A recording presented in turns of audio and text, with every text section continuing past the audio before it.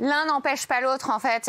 Effectivement, qu'il y a des gens qui se mettent en danger volontairement, mais ça, même si on a eu un rapport sexuel, ça va même plus loin que d'aller dans une chambre à 4 heures du matin. Même si on a eu un premier rapport sexuel, on n'est pas forcé d'accepter un deuxième, ni un troisième, même si on en a eu 50, on n'est jamais obligé. Quand c'est non, c'est non. Et... Ça, j'ai jamais dit le contraire. Oui, non, mais concernant l'affaire Bourdin, ce que tu oublies, c'est que c'est une jeune femme qui était stagiaire et qui était toute jeune, qui est dans, enfin voilà.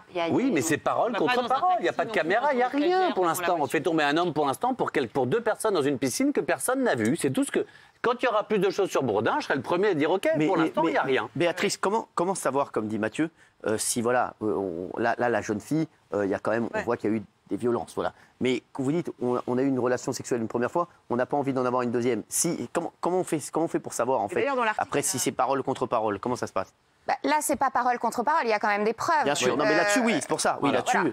Là-dessus, c'est vrai qu'il y a eu des trucs quand même, voilà. Il y a eu... Je suis d'accord avec Mathieu que pour l'histoire de Jean-Jacques Bourdin, j'avais d'ailleurs été très choquée sur l'attitude de Valérie Pécresse. J'avais été extrêmement choquée. Je ne suis pas une fan de Jean-Jacques Bourdin, loin de là, mais vraiment, j'ai trouvé ça déplorable, cette façon de le prendre sur le vif devant un public comme ça.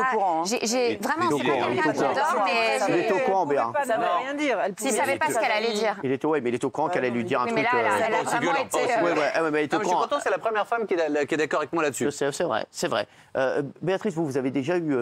c'est vrai que voilà, est-ce que vous avez déjà eu des trucs lourds, genre des mecs qui vous disent de venir dans l'affaire Weinstein, par exemple, je connais tous les cas de figure. Je connais les jeunes femmes dont parle Mathieu qui vont dans la suite à Cannes à 4 heures du matin pour discuter contrat.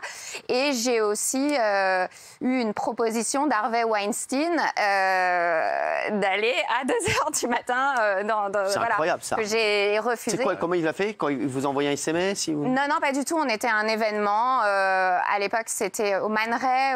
Bien sûr, au Man Ray, avenue de Wagram. Non, c'est rue près des Champs-Élysées.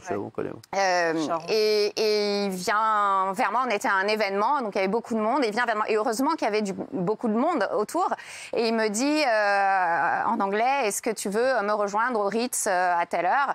Et je lui dis non merci, et puis j'ai essayé d'être polie, voilà, mais de décliner en étant polie. Non merci, je suis fatiguée, je vais rentrer, merci beaucoup. Et il me dit, mais tu sais qui je suis, et tu veux continuer ta carrière d'actrice? Non. Voilà, ça c'est voilà. Et il y avait du monde autour, et heureusement parce que sinon je ne sais pas, et voilà, ce serait passé.